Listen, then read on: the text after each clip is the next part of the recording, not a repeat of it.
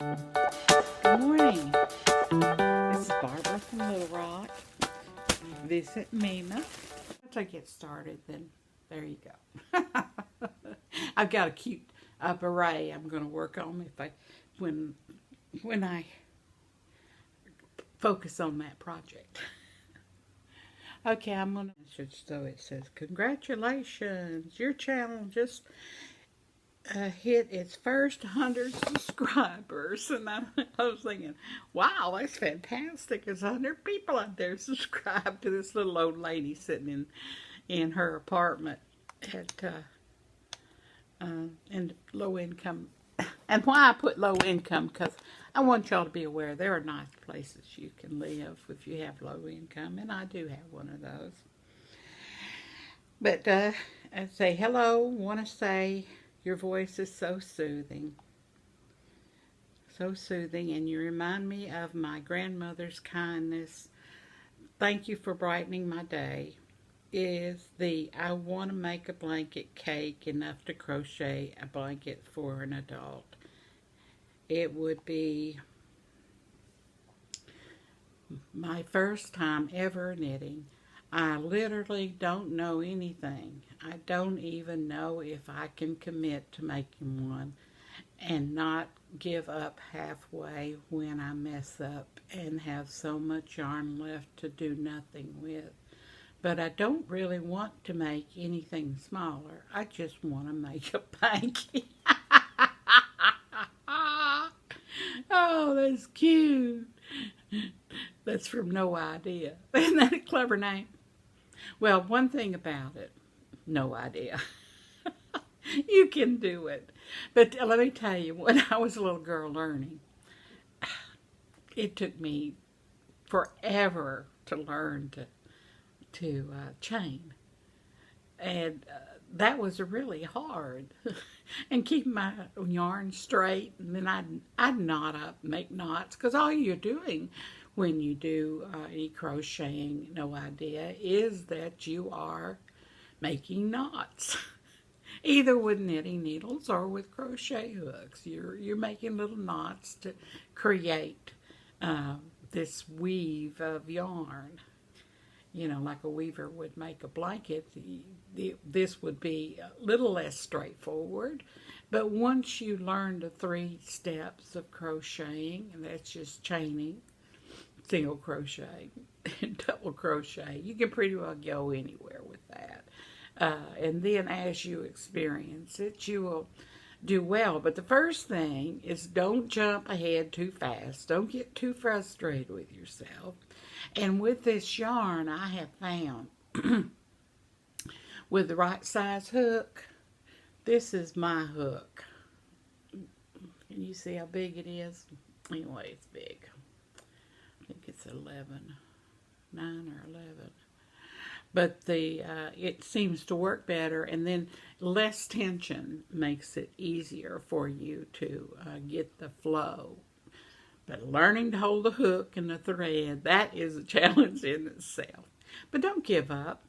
I mean, if you finally you accomplish, not finally, when you accomplish a little bit of it, and you feel this yarn and how it's coming together. See, here's a single crochet. I made a chain, and then I'm just single crocheting on the chain. See here? Can you see? And once you start forming that, then you go on and just keep doing that step. Don't jump any further than that step. You know, back and forth and back and forth. And it's honestly, a turn is easy. You just go single crochet in the top stitches, and you can see where each stitch is. One, see, there's a stitch, there's a stitch, there's a stitch, and just keep going until, first you make your chain as long as you want. I think I used 50 chains to get this one started. And then I just started single crochet, and I'll probably do a single crochet the whole thing, just because I want it to be that way.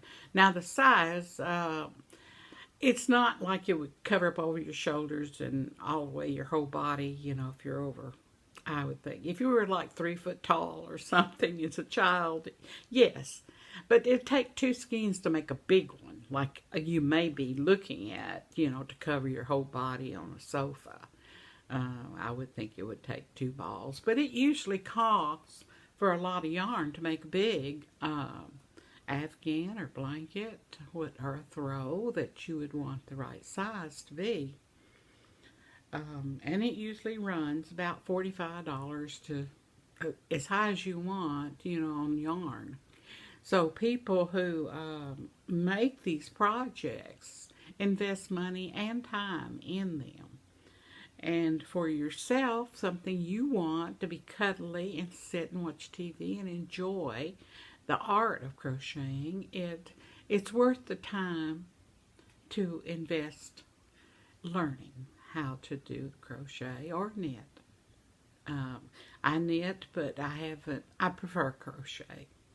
To me, anyway. I have a tendency to drop stitches the older I get.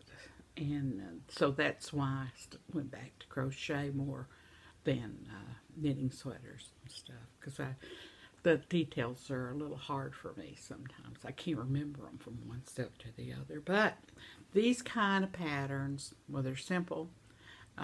These are the first ones I learned when I was a little girl. And it's funny how I'm going back to the same one. But yes, no idea. Go ahead. Let me know what you're doing. But if you need encouragement, let me know.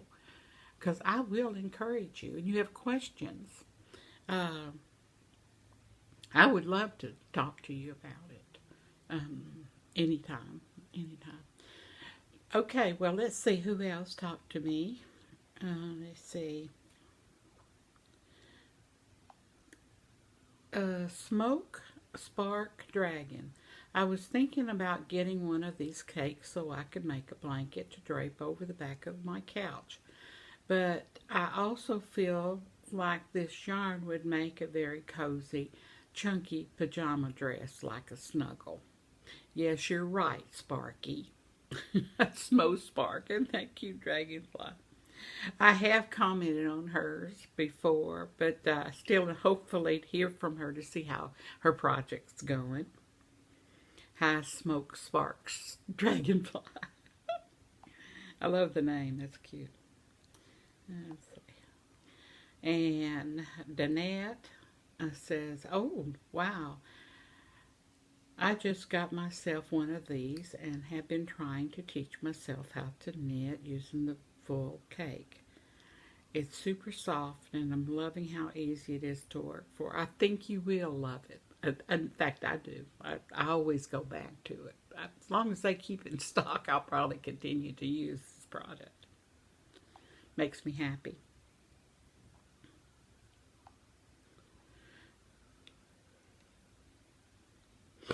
Oh, and Smoke Spark Dragonfly, come back. Isn't that great? She says, I'm so happy when you mentioned my idea.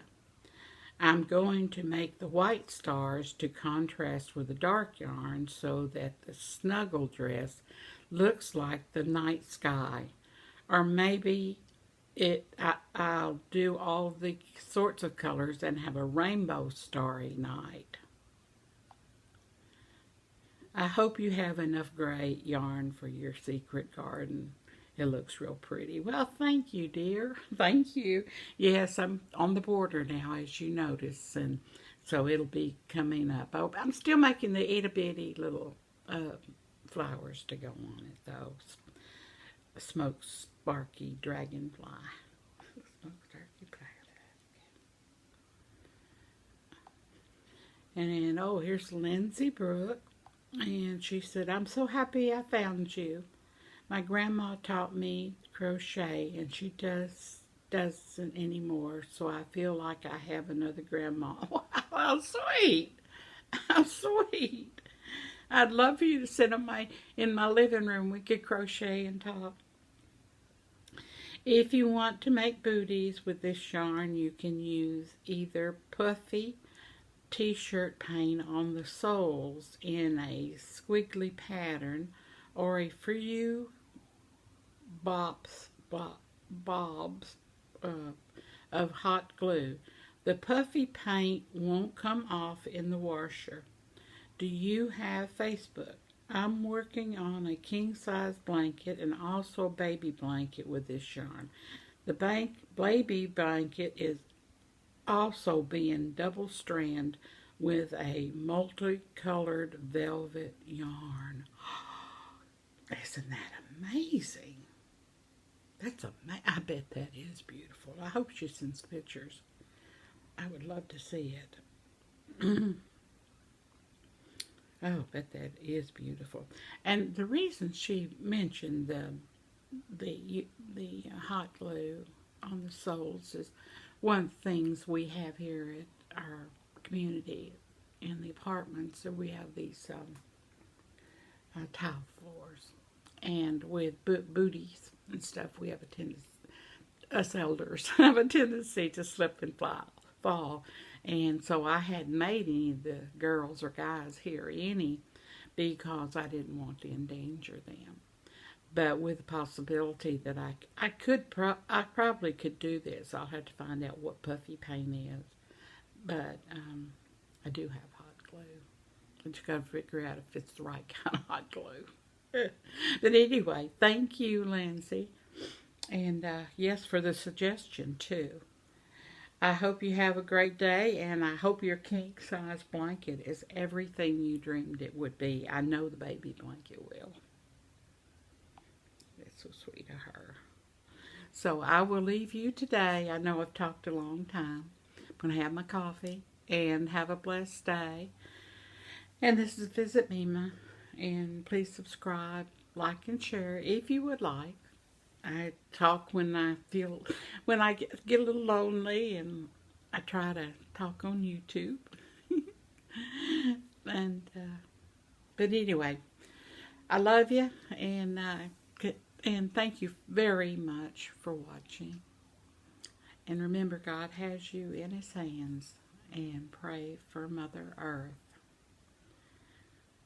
Colorful Starry Night. I love that. Okay, bye-bye.